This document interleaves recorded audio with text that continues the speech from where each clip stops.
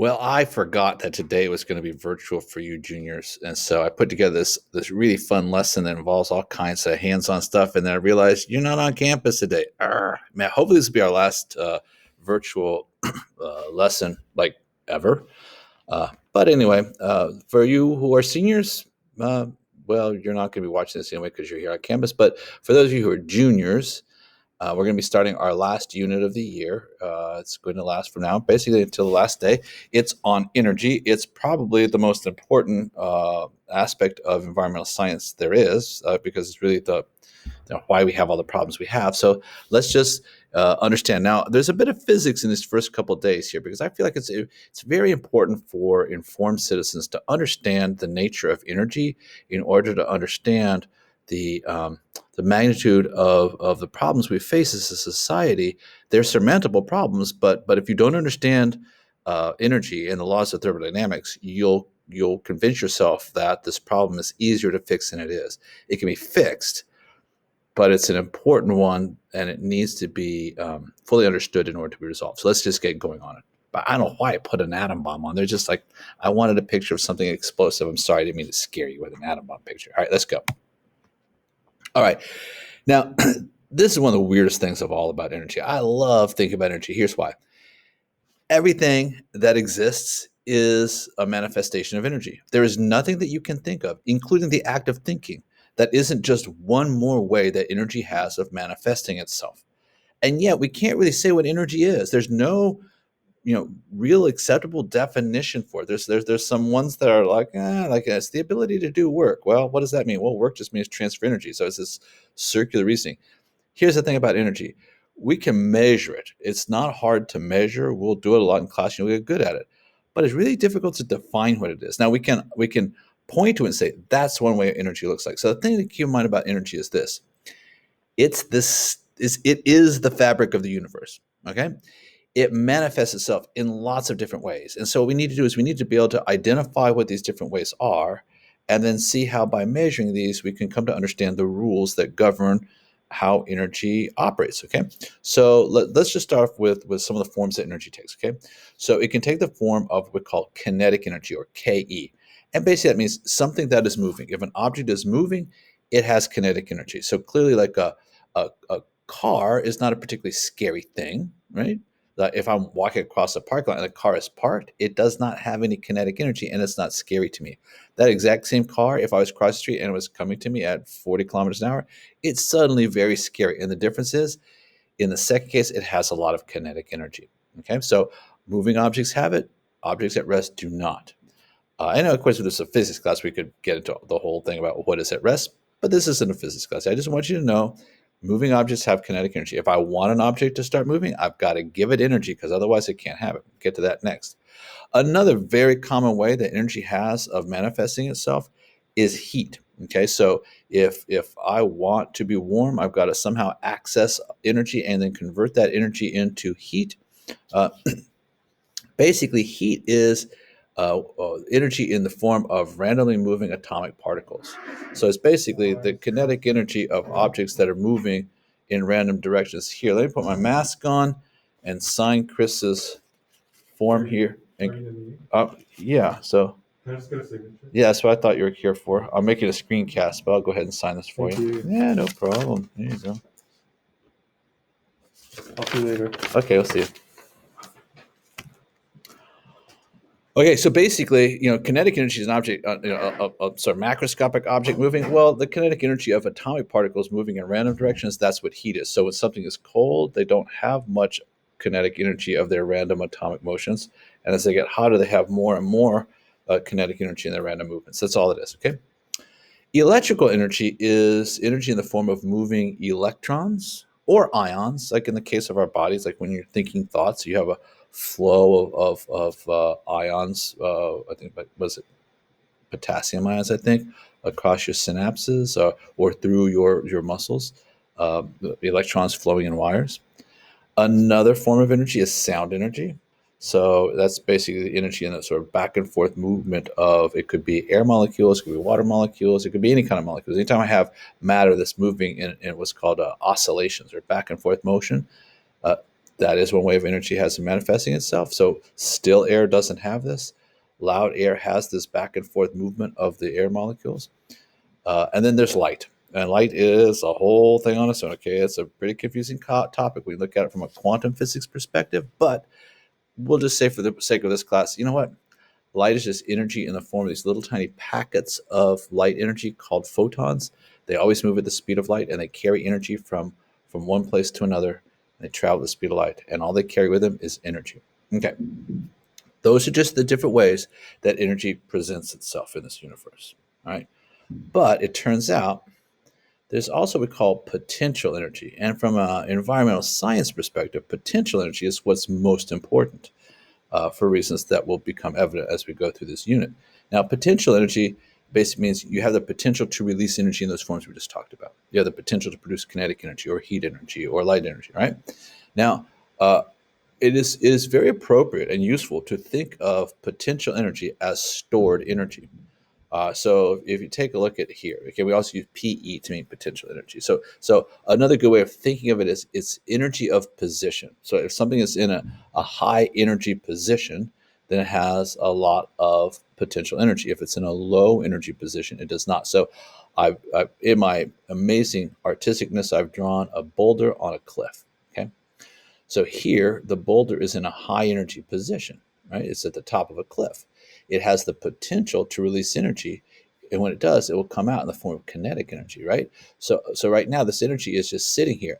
And that energy could be left there for years and years and years and years, right? So there's I put energy into it, lifting it up here. Now the energy is just sitting there. It's stored.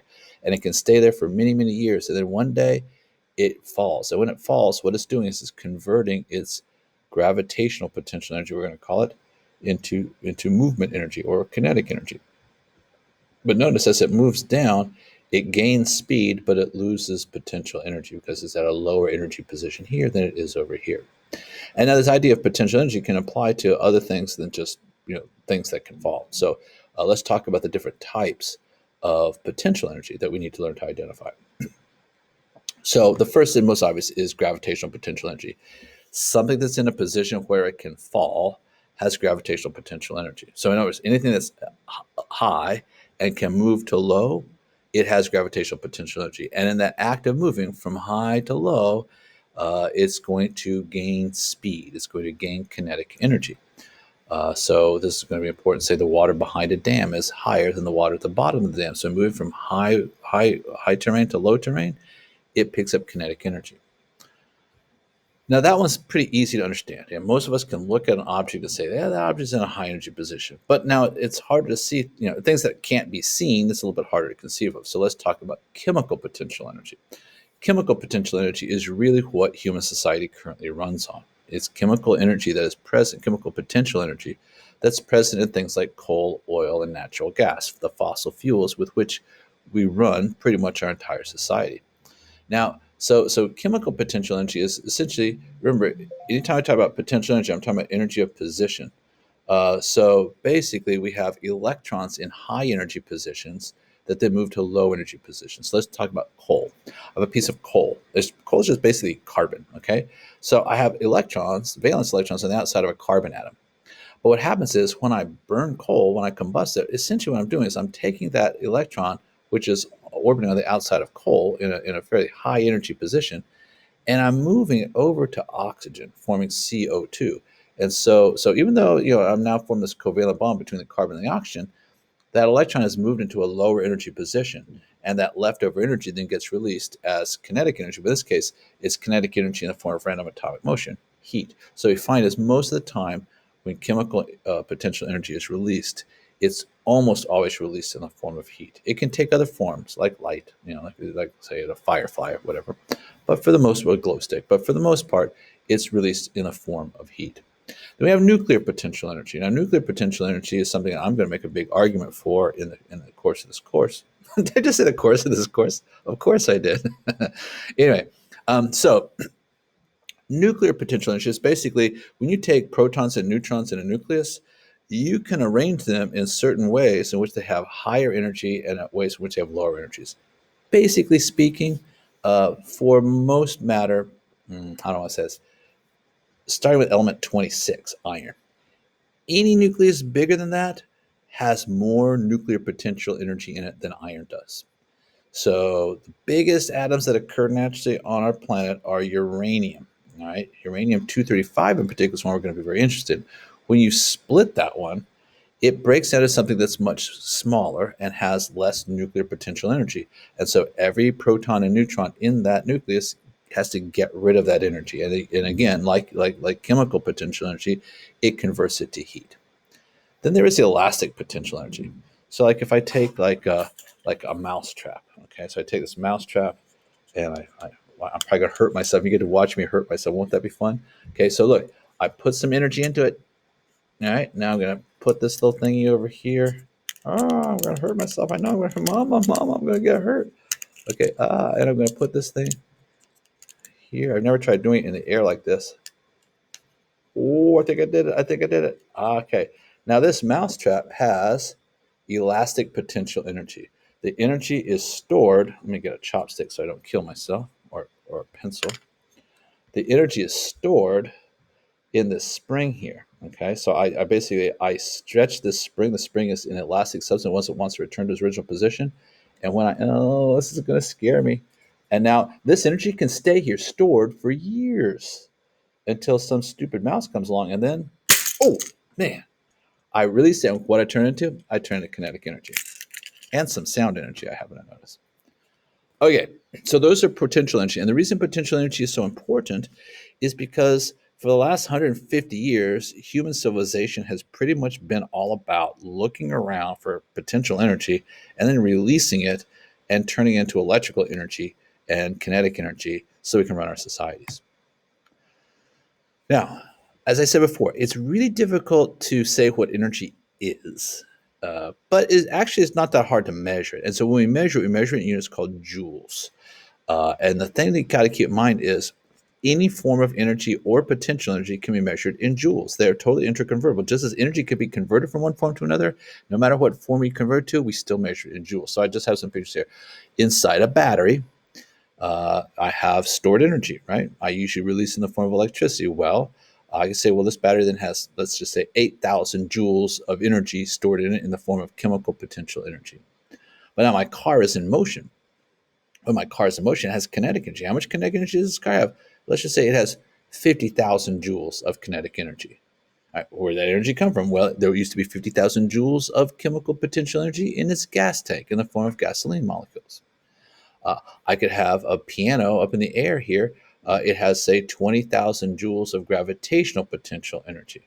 All right. So no matter what form of energy I'm talking about, how did I get this up here? Well, I used an electric winch. Well, that electric winch took 20,000 joules of electrical energy and it put it into this piano in the form of gravitational potential energy. The point being, regardless of the form of energy, all those forms we talked about, whether energy or potential energies, they're all measured in joules.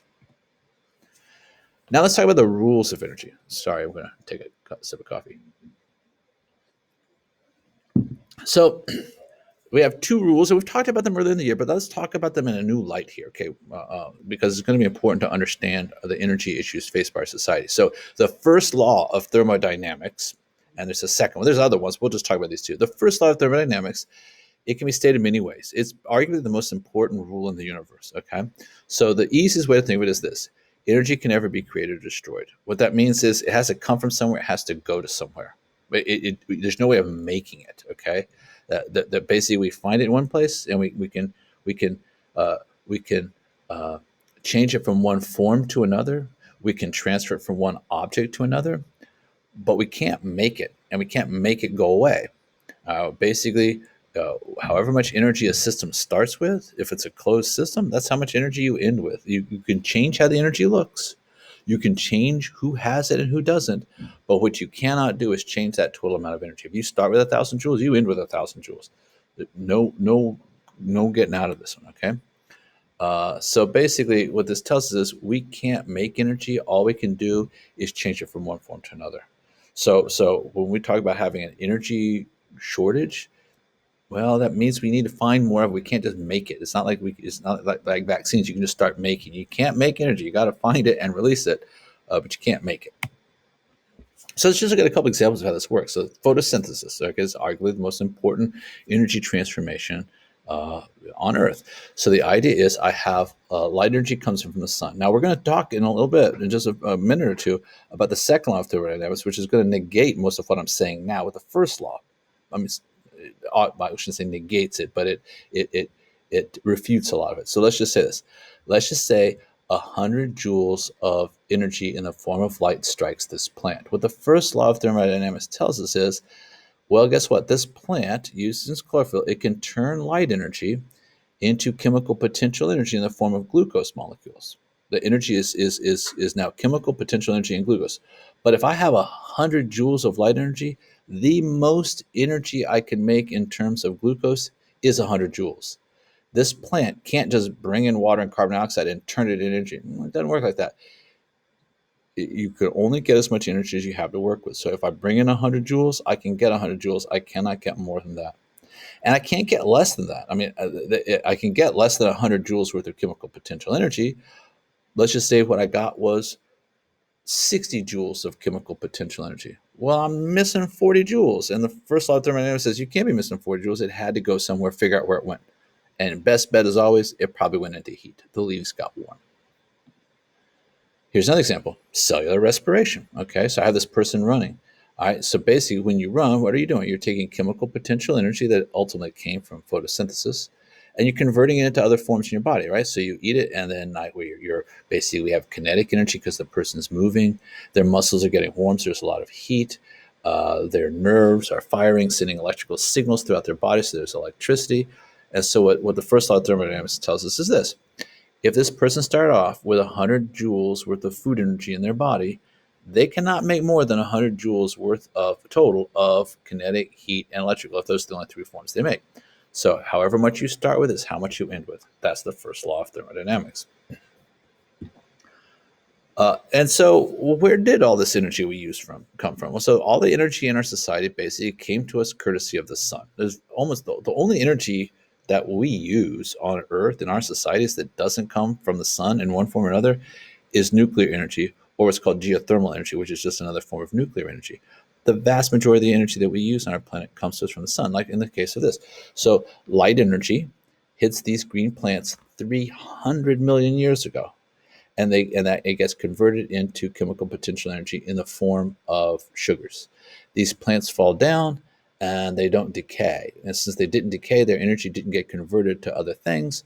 So therefore, that energy stayed there. You can't destroy that energy. If bacteria didn't eat the chemical potential energy and release it as heat, or whatever or kinetic energy, if they didn't convert it, it's still there. It can't go away.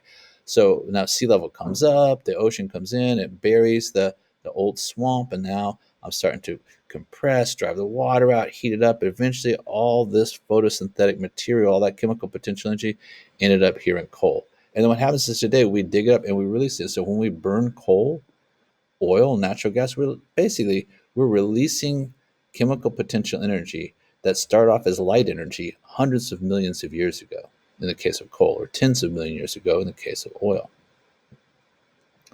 Let's take another look at how the first law of thermodynamics tells us that energy cannot uh, end up missing, and we can't get more. So basically, look at this. I got a toy car. And this is a small amount, but let's just go with it. We got 10 joules worth of chemical potential energy in its battery, and since it's at rest, it has 0 joules of kinetic energy.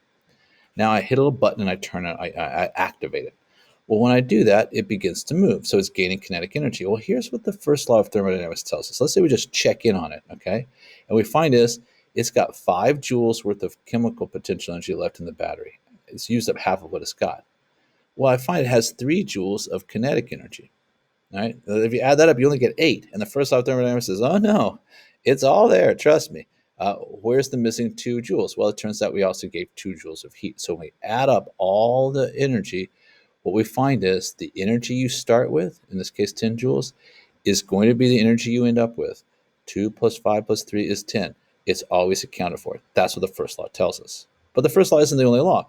Uh, oh, whoops, I jumped the gun a little bit. Okay, let's think about this. I have a car traveling, okay? It's cruising. Okay, the engine isn't even on, right? So we're not releasing more chemical energy. The car has 1,000 joules of kinetic energy. The person puts their foot on the brake. That 1,000 joules of kinetic energy when they're going 30 kilometers an hour, when the car stops, they don't have any kinetic energy anymore. There's zero kinetic energy. But the first law of thermodynamics says, yeah, but that energy can't just go away. It had to get it came from somewhere. It has to go to somewhere. Where does it go? Well, turns out the brakes get really hot. How hot do they get? Well, they got 1,000 joules hot is basically how hot they got, because I had 1,000 joules to start with, so I have 1,000 joules to end with. Now, this heat then turns into light in the form of infrared light, which goes flying away from the car, but all the energy is accounted for. Well, now let's talk about the second law of thermodynamics. So the second law of thermodynamics, which was when we talked about before with food webs, the 10% rule of trophic levels was the consequence of this.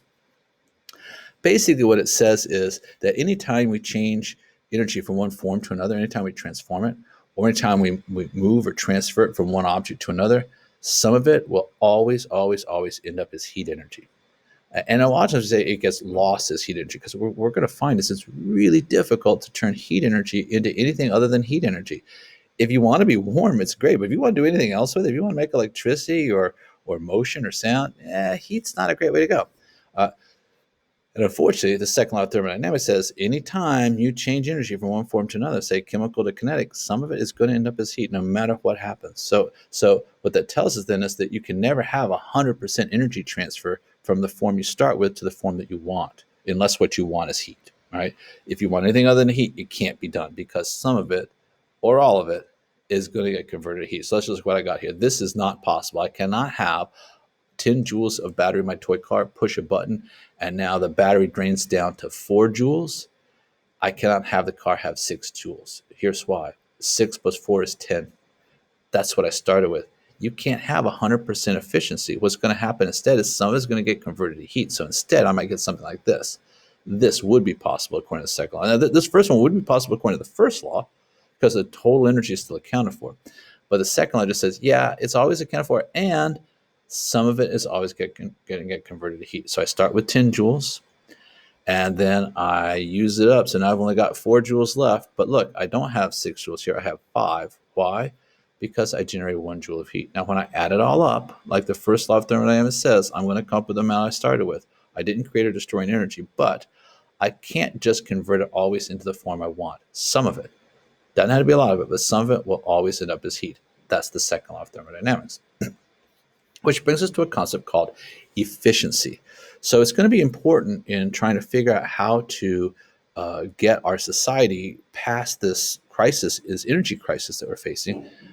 It's important for us to understand that a very powerful tool in our arsenal, I guess I mixed my metaphors there, a very powerful tool in our tool chest is understanding efficiency, because as we improve efficiency, we extend our energy reserves. So basically, efficiency is the effectiveness with which we're able to transform energy from the form we start with to the form that we want to end up with, our desired energy. Okay, so say in the case of a car, I want my car to have kinetic energy. I don't want it to have heat energy, right? So if I had 100% efficiency, I would take all that chemical potential energy and I would turn it exclusively into kinetic energy.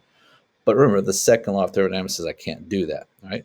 It doesn't say, the second law doesn't say what that percentage is, but it just says a certain percent, some of it will end up as heat. So the idea is high efficiency energy transfers mean small amounts of heat is being produced. Low efficiencies mean I have a lot of heat produced. So we typically express it as a percentage. And the way we calculate it is simply this. Whoops. The way we calculate it, we just say, take the desired output energy in joules and divide it by the total input energy in joules, and then multiply by 100%. All right. So again, with the example of a car. So let's just say I have a car. It releases 6,000 joules of chemical potential energy in the form of gasoline. Now it burns it, so it gives off heat. It turns out, right? And so what happens is when I burn 6,000 joules worth of chemical potential energy, I get 2,000 joules worth of kinetic energy. That's the desired output energy, right? So I just say output energy, desired output, over the input, and what that gets me is 33.3 or 0.333 times 100. I get 33% efficiency, which means that 77% of the energy got wasted as heat. By the way, that is a very realistic number for your car. It's pretty horrifying to think about. All right. So another way of thinking about the second law of thermodynamics is to say you cannot have 100% efficiency, since some of it always ends up, unless you're trying to convert it to heat. Okay. So the reason is some of your energy is always going to end up as heat. So let's just say I have a person who's going to walk upstairs. As you walk upstairs, what do you gain? Well, you gain gravitational potential energy. So let's just say this person walked up a flight of stairs and they gained, in the process of walking from here to here, they gained 2,000 joules worth of gravitational potential energy. Well, in doing so, the person would have to have expended more than that, because you can't just take 2,000 joules worth of chemical potential energy in the form of food and turn it 2,000 joules worth of gravitational potential energy in the form of you standing on the stairs. Why? Because that darn second law of thermodynamics insists that some of it's going to get turned to heat. So it turns out, in order for you to gain 2,000 joules worth of gravitational potential energy, you would have to convert more than 2,000 joules worth of chemical potential energy in order to accomplish that. All right, and the last thing we're going to talk about is called work. So, and don't worry, the next class we're just gonna do lots of activities where we have a chance to like understand these ideas. So, work is basically the energy that is either transferred to or from an object. So, sometimes we'll hear we say, we do work on an object, but all I really want you to understand for this is that basically, when we put energy into something, we call it doing work. All right. The one of the easiest definitions of energy is to say it's the ability to do work. Work is just energy transfer, but mathematically, it's force times distance. Right. Force is basically how hard something is pushed or pulled. Distance is obviously how far it moved while it was being pushed or pulled. Okay. So basically, if I take the amount of force I apply to an object, which we would measure in newtons, and I multiply it by the distance that it travels. Well, not as a consequence of that, but the distance over which the force is applied. That tells me how much work was done, which is to say how much energy was transferred to the object. Now, I know right now, if you haven't had physics, you might be like, what is he talking about? Work me here. This person here, by the way, I'm very proud of my art here. Okay, this person applies 50 newtons of force to this box, and as they push this box, it starts to move and gains kinetic energy. Now, this person applies that amount of force, 50 newtons, across a distance of 2 meters. All right. Now, in doing that, I would say, how much work did this person do on that box? How much energy did they transfer to that box? Well, a force of 50 newtons times 2 meters, that's 100. And what do we measure energy in? Joules. So yes, newtons times meters in this case equals joules. So I give it 100 joules worth of energy. Now, what form did that take? It went faster and faster, so it gained kinetic energy. Now let's just say this is a frictionless surface. Not that any exists, but let's just say there is. If the person stops pushing it after they get to here, that box will keep moving forward and it will have 100 joules worth of kinetic energy, because the energy that was transferred to it can be calculated by taking the amount of force times the distance across which that force was applied.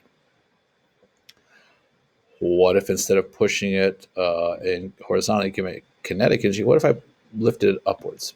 Okay, so here, I kind of like the dynamics of my stick figure. I mean, his arms are a little bit long, but I still think it's pretty good. Okay, all right, so here's what we got. We have this object here, and this person has to lift it. They use 50 newtons worth of force, and they lift it from here, where it has very little gravitational potential energy, up to here, where it has a bit more gravitational potential energy. Now, if 50 newtons of force was applied, and the distance across which it was applied is 2 meters, that's a 50 newtons times 2 meters is 100 joules. 100 joules worth of work were done.